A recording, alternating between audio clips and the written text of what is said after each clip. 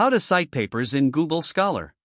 Hello everyone, and welcome back to your channel Intuito4U, and Intuito4U, your gateway to top-notch experts in writing, tutoring, and data analysis. We connect you with top professionals who deliver creative content, clear tutoring, and smart data insights. Need compelling articles or insightful reports? We've got you covered. Subscribe now and unlock your potential where expertise meets opportunity.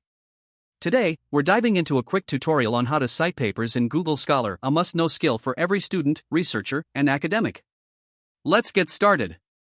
First, open your web browser and navigate to scholar.google.com. In the search bar, type in your research topic or the title of the paper you need to cite.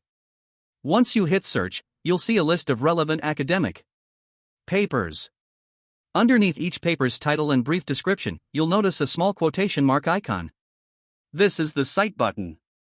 Click on it, and a pop-up window will appear with several citation formats. In the pop-up, Google Scholar provides citations in multiple styles, such as APA, MLA, Chicago, and Harvard.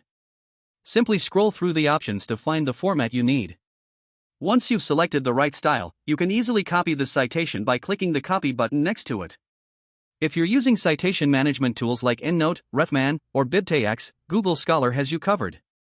At the bottom of the pop-up, you'll see Export options.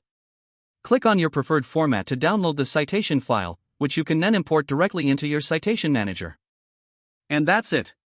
In just a few simple steps, you can effortlessly cite any paper using Google Scholar. I hope you found this tutorial helpful and that it makes your research process a bit smoother. If you enjoyed this video, please hit the thumbs up button. And don't forget to like, share, and subscribe to my channel for more amazing content like this. Thanks for watching, and I'll see you in the next video.